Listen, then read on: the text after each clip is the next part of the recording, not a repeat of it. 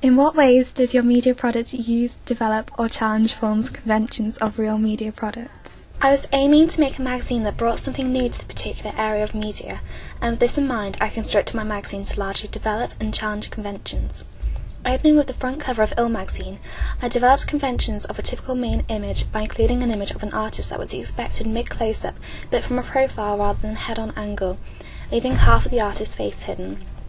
I decided to use such an angle to catch the consumer's eye, as this is not what is expected of the front cover, and also through a lack of direct eye contact studied in conjunction with the profile angle, somewhat of an enigma is established. The audience are made curious by what she looks like and what she is looking at, which create a subtle lure to purchase the magazine. Another area of this page I developed the conventions of was that of my masthead.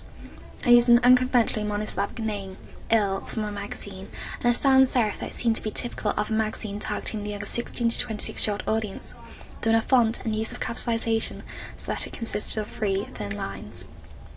I decided to develop conventions in regards to the masthead to construct a recognisable name for my magazine. As well as graphologically speaking, the 3-line masthead appears very minimalistic and understated, elements that should aid the construction of a magazine appealing to my on-trend, image-conscious audience.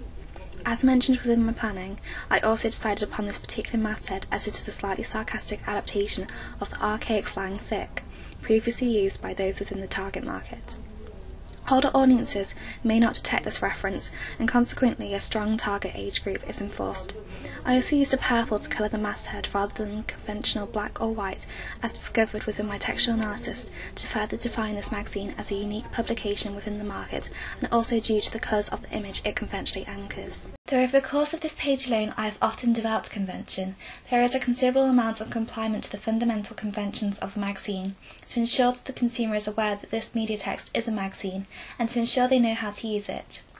This is evident through the inclusion of a masthead, positioned central at the top of the page, much like Mojo and Clash of the publications analysed, as well as other music magazines such as Stash and Vibe, use of cover lines and a single main cover line, of which again adheres close to convention, anchoring the image it is related to, the image text cohesion boosting clarity, and though it is an unconventional one, the inclusion of a cover image. I also incorporated a barcode, positioned in the bottom right corner of the page, similarly to Mojo's placement of a barcode, though Mojo's is directly on the edge, and mine develops convention through being coloured the same purple as the masthead. I developed the convention of including a price in this typical location, in addition to within the barcode information by placing it vertically on the page, like the cover line information of the main cover line.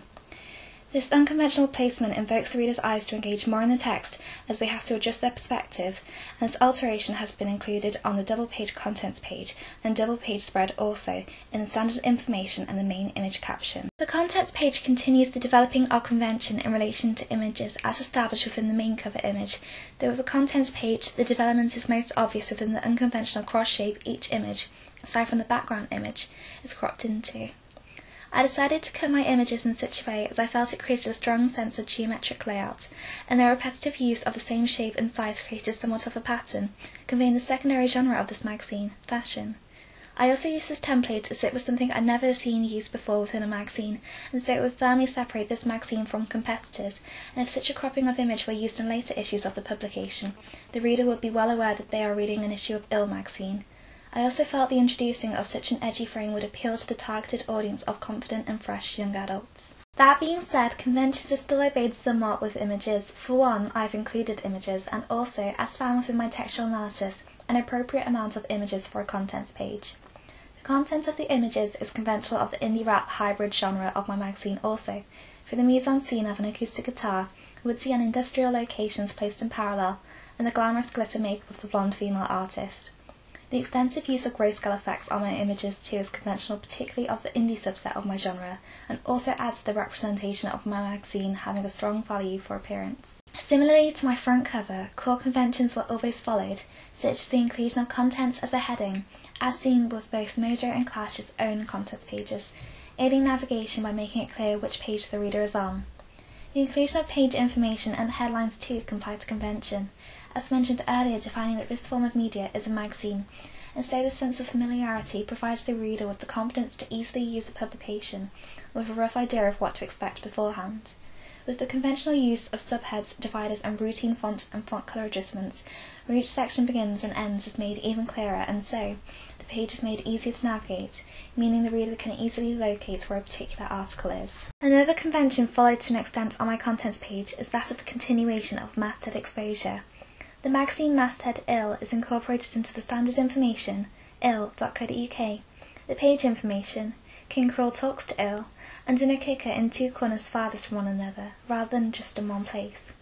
The development of this convention increases the exposure of the magazine name, making it more apparent to the reader that this is an issue of Il magazine, and works to better establish the brand name with the audience, but also aids continuity and flow of the double-page contents, making it a more visually enjoyable and professional-looking standard page. The positioning also appears a slight borrowed discourse structure of a playing card, which may create more of an appeal for the targeted age group of my magazine, as they are for the most part fun-loving, risk-taking, and largely just of age to gamble. I did not, however, include either a subscription offer nor an editor's letter on my contents page, two elements that are typical but not mandatory of a magazine contents page. I decided to exclude a subscription offer as I wanted to make my audience feel this magazine has been designed for them to enjoy as a standalone issue, and not to put any pressure on them to make a commitment to the magazine. I felt confident the content of my magazine and the way I laid it out would be enough of an incentive to return to my magazine, and I also feel that subscription advertisements can slightly bring down the tone of the magazine, which I of course wanted to avoid considering my respectable audience. Finally, I decided to create a content section across an unconventional double-page spread, as I wanted to pronounce my magazine to be the visually valuing publication that it is. Magazines typically only use one page for their contents information, or 2 pages split by at least one advertisement page, though in higher-end magazines such as Vogue there are a considerable number more, and this is likely due to not wanting to bombard the reader with information, as contents pages are typically heavy in text content. However, I structured Il magazine to only contain the essential amount of information my hectic audience require, and through such a large space, I was allowed to create a content that upheld a relatively minimalistic, artsy and thoughtful layout, without compromising on the all-important detail of this primarily informative purpose page. My double-page spread adheres to many conventionalities of such a page also, as seen for the inclusion of a headline, a drop cap, an image and image caption, a kicker, columns and alley spacing, all in the appropriate placements. Such essential conventions were followed largely to ensure clarity, and again so my audience knew how to use the page, the drop cap the size of the headline, for example, a blatant signal of the beginning of the body text.